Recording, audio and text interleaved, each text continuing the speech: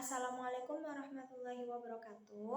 Perkenalkan, nama saya Nisa Nurkesi. Di sini saya akan menjawab tugas video 2 program kebimbaan. Pertanyaan yang pertama, apa yang sahabat pahami tentang dasar hukum dalam menerapkan metode Bimba? Dasar hukum metode Bimba dibagi menjadi dua, yaitu hak anak dan teori belajar dalam psikologi pendidikan. Hak anak menjadi dasar hukum dalam menerapkan metode Bimba karena fitrah anak terlahir menjadi sebagai pembelajar, seperti yang tercantum dalam 7 nilai dasar Bimba ayat kedua yang berbunyi anak adalah anugerah yang diberikan oleh Tuhan yang diamanahkan kepada orang dewasa. Selain ayat kedua, di 7 nilai dasar Bimba pada ayat kelima menyatakan bahwa bimbingan minat belajar anak adalah hak anak sekaligus kewajiban setiap orang dewasa. Dasar hukum yang kedua adalah teori belajar dalam psikologi pendidikan yang diadopsi dari teori behavioristik. Di dalam teori ini terdapat 3 hukum belajar, yaitu the law of effect yang artinya hukum sebab akibat, yang kedua the law of exercise yang berarti hukum latihan, dan yang terakhir the law of readiness atau yang disebut hukum kesiapan. Pertanyaan kedua adalah apa yang dimaksud bermain sambil belajar?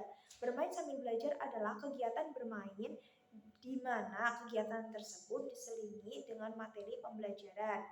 Pertanyaan ketiga yaitu jelaskan mengenai metode Bimba.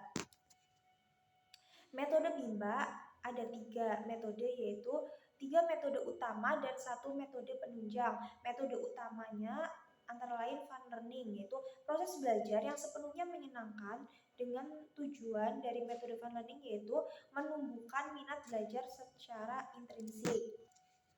Agar fun learning dapat tercapai, maka kita harus melakukan small step system. Small step system yaitu metode yang kedua, atau kita harus melakukan secara bertahap. Agar small step system dapat tercapai, kita harus menerapkan metode yang ketiga, yaitu dengan individual system, yaitu di mana kita menjadikan anak sebagai subjek belajar agar anak berperan aktif dalam proses bermain sambil belajar.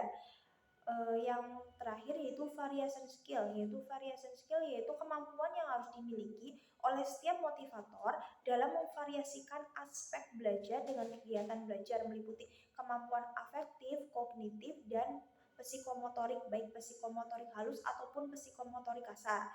Yang terakhir yaitu pertanyaan keempat, bagaimana hubungan antara fun learning dengan bahagia?